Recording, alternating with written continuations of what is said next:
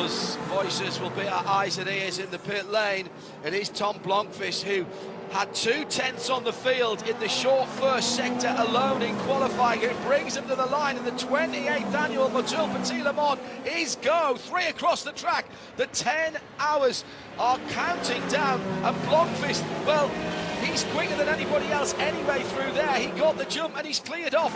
Got 5 or 6 cars lengths already. Here come the GT cars across the start-finish line, and it's BMW that leads them out with Northern Ireland's Dan Harper. Big smile on his face all this week. He's loving his first visit to Brazelton and to Michelin Raceway Road Atlanta. Side by side, Corvette and Lexus at the front of the GTD Pro field. That's Aaron Thielitz in the Lexus and Nicky Katzberg in the Corvette, and Katzberg has dealt with the Lexus. The mid-engined car a little better. Oh, and there's a big hit at the back of the field. This is huge, and it is 2 Ferraris, the Inception Ferrari, that is battling for the Bronze Cup. We've also got the AWA Corvette in there, and I think one of the 34 Conquest in there, Conquest, and the Gradient Mustang. Oh my goodness. This will surely, yep, full course yellow straight away. Brendan Araba shakes his head.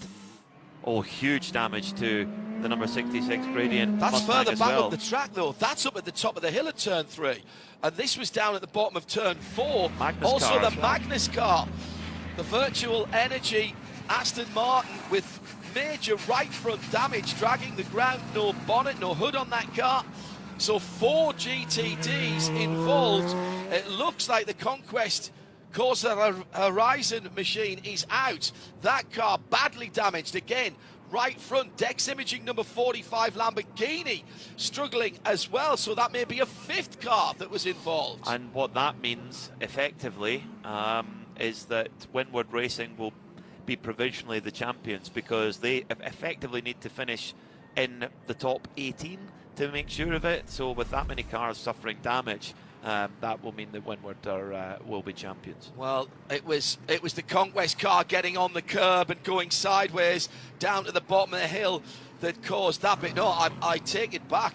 The Gradient car was involved in that. I thought it was further back. Oh dear me! And Brendan Aree, absolutely not reading what was going on ahead of him, tried to pass some people when they were all checking up, and absolutely nose-to-nose contact between the 2 Ferraris, and the Gradient car getting caught up in it as well, and damaged cars all over the place. The engine cover, the bonnet coming off and flying off the 44 John Potter Magnus Racing Aston Martin in the run from 5 to 6. There's a left rear puncture on the 45 Wayne Taylor Racing Lamborghini. Drivers getting out of the cars, that's the good news.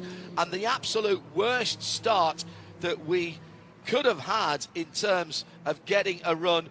And it would appear then that some of these cars, you've got to say, if they get back to the pitch, they can work on them, they can come back. But right now, that looks somewhat difficult for a number of those cars. Particularly the 2 Ferraris, Conquest and Inception. They've had a big impact there, and it's good to see Manny Franco getting out of the car and walking, albeit sedately, it has to be said, to the ambulance. That's been a big hit. It's fast down there. A lot of work for the MR safety crew to do now. There's bits of bodywork everywhere. The Gradient Mustang severely damaged as well at the front, and there was nowhere for Joey Hand to go. No. In that 66 Ford. Well, Joey Hand, extremely experienced, but he was right close to it. Brendan Aree, not sure whether he missed his... He just didn't see what was happening ahead of him, but he went past 2 or 3 cars that were checking up and dived to the right-hand side to be faced with the Conquest Ferrari pointing towards him. Very scary moment for Brendan. Huge implications as well, Peter.